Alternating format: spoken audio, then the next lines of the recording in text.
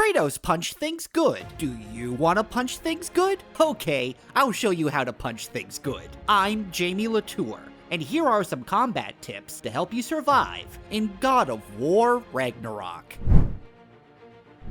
First of all, even though Kratos can take a punch, even he can be defeated by some of the grunts that surround you in combat. As you likely know by now, you regain your health by stomping on one of these green health stones that you'll find lying on the ground. But aside from pumping you full of green health, these stones can also be an asset in combat. If an enemy is close to these stones when you crunch them underneath your feet, it'll create a shockwave that will briefly stagger them. This can be handy to use if an enemy is about to launch an unblockable attack, as it will break their animation, leaving them open to being pummeled. Utterly destroying enemies with your godlike strength is fun and all, but pure brutality isn't always the quickest way to dispatch your foes. Under an enemy's health bar is their stun bar. If you fill this up by doing stun damage, it will leave them wide open to an insta-kill attack that you can perform by clicking in the right thumbstick. This insta-kill will also give you a brief window of invulnerability, which can be useful if you're being swarmed by enemies. The most efficient way of filling up the stun bar is by doing attacks with your shield.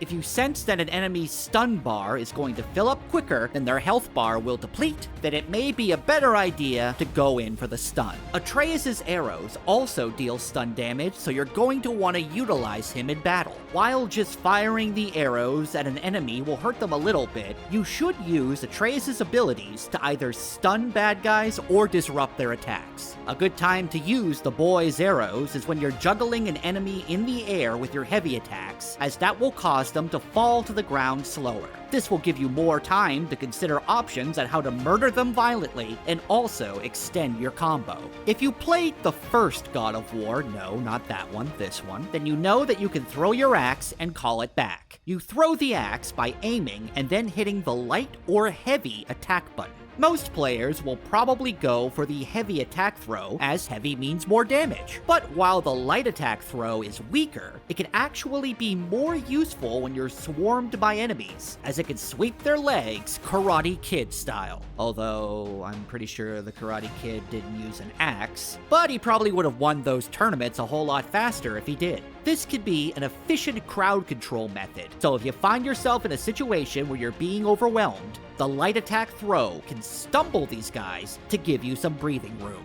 As for recalling your axe, you should get used to the way that your axe comes back to you. It will always return to your right hand in an arc and will pass through enemies on the way back. Once you remember this, you can get some additional damage out of recalling the axe after you've thrown it, and you can even hit multiple enemies who are standing in your way. To avoid enemy attacks, you can block or dodge roll out of the way, but you can also parry attacks with your shield, and that's something you should try to get the hang of. By pressing the block button just before an attack strikes you, you can parry them, which will stagger them and allow you to punish them with attacks. Parrying depletes an enemy's stamina, while rolling out of the way will allow them to recover it. So parrying is just a better option when it comes to negating damage. Just watch out for some colored circles that will appear on enemies when they do certain attacks. Yellow circles will mean that the attack will stagger you and break your block, while red circles mean that the attack is both unblockable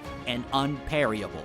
Over the course of the game, you'll unlock a whole lot of new skills to make Kratos even deadlier. Some of the skills that you should unlock right away are Extinguish Flames for your axe and Vaporize Frost for your Blades of Chaos. These skills will let you do more damage when you attack enemies who are of the opposite element to the weapon that you're wielding. So the axe will hurt more to enemies imbued with fire, and the blades will hurt more to enemies imbued with frost. These skills are nice and cheap, so you should get them right off the bat. Be mindful of elemental effects, as they can do other things in Ragnarok. For example, your frost axe can freeze enemies, and your fiery blades can burn enemies and do more damage over time. Some of these skills can also be improved by completing skill labors. These are little challenges that require you to use the specific move a certain number of times. Finishing labors will rank up the skill in question, and once it's fully ranked up, you can further enhance it by using XP. So don't just mash your buttons in battle, try to use your skills to make them even more powerful. Finally, Kratos is a big, strong boy, and that means he can pick things up around the environment and use them to inflict even more pain. When you're engaged in a fight, look around the area to find pieces of the environment that you can interact with to throw at or smack enemies around. The environment itself can give you an advantage, as getting the high ground can force bad guys to follow you up. They aren't invincible when they climb up over a ledge, so you have a chance to charge up a powerful attack to take them out. Knocking an enemy over the edge into water or down into the abyss can also instantly kill them. You can use the environment to take out enemies in various ways, so experiment and learn how to use your surroundings for some good old-fashioned slaughtering. For more gaming news and guides, check out thegamer.com.